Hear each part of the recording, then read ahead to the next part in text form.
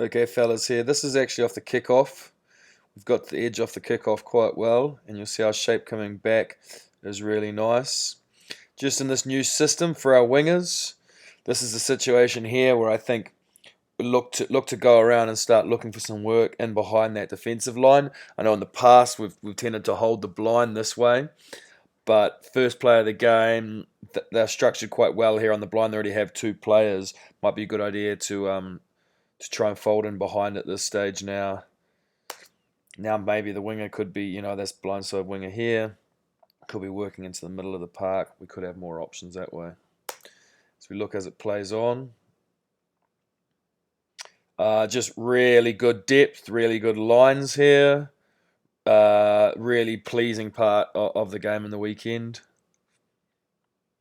Great tug here from Logan. We get it in behind. This is fantastic depth, great width, running onto the ball, lots of space in front of us. Really promising play.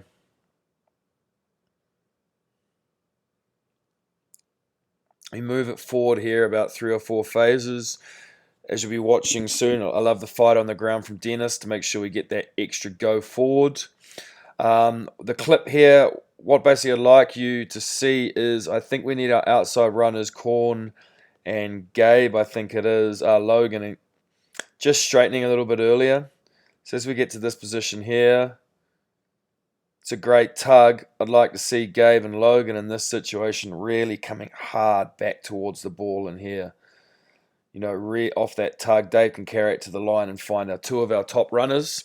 And our team coming back against the grain, against these fellas here. I think we'll get some really good change as we play on. Okay, we're a little bit lateral.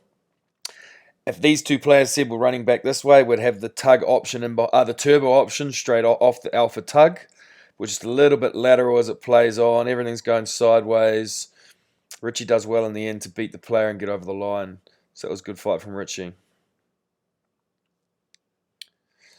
So moving on here. Again, just a little bit lateral. Let the clip play. Players running here, sort of running into this space here. If this player was out here, I think that's Matt, was out here. Maybe we come back towards the ball a little bit more. I think we got a lot more purchase against these guys when their hips are turned in. Just let it play. We're still running sideways, trying to run into the space rather than being set in the space early. Even when it does play, I think, Andrew, if you just attack the line here and look for the players outside you, it's probably a 3-on-2 or a 3-on-1. If you have a go on there, you do have Mowgli and Matt outside you. Here, I know we play a lot of games, and I tell us, to keep that the pass pushed, but I think here in this situation, it's basically a 4-on-1 or a 4-on-0, and we probably just try and overcomplicate it a little bit by throwing that skip pass. At the same time here, Kyle, you're the winger there. Any winger would know this. Have a fucking go, mate. Step off the left foot, come in field, bury your head and just have a go. You got to back yourself now. You're a young guy, and this is men's rugby. But yeah, no one's gonna give you shit for having a go yourself there, bud.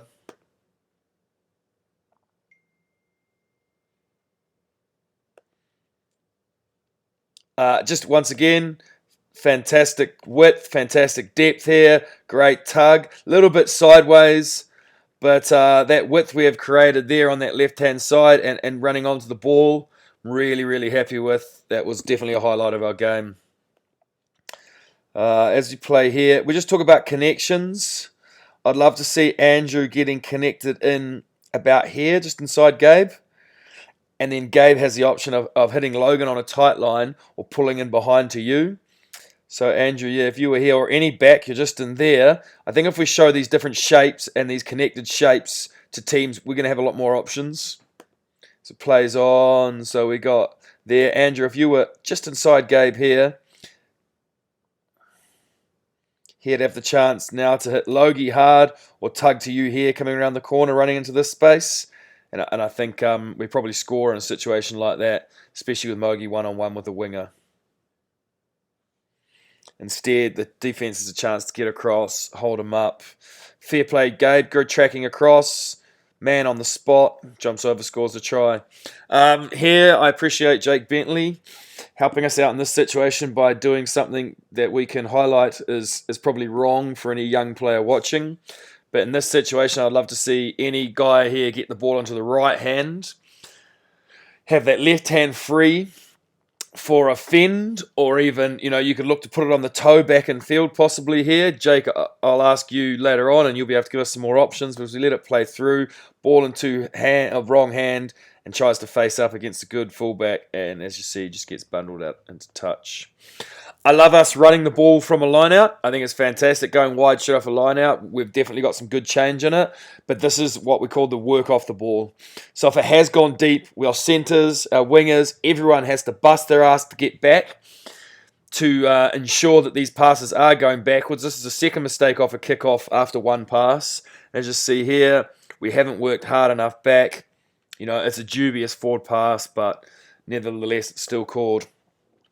Here, again, probably like to see these backs here a little bit wider to start, because there's so much space out here. And Dave, I think when you're watching this, you'll recognise that maybe if it goes here, with this player here who is a hooker, I feel, hips turned in and halfway in the field, and two backs outside him, ball probably needs to go out, bud. Take it in. Yeah, sorry, that's a fullback actually, and it's no good. Forwards, this is in New Zealand because we've crashed midfield off the line out. We need guys coming around this corner faster. Guys need to be working their asses off a lot harder, okay, to get into this spot and carry the ball. These backs here are dead right, holding the width. Chad picks up, has a look, as he should. Forwards haven't got around the corner fast enough, has to go himself, gets a bit smothered.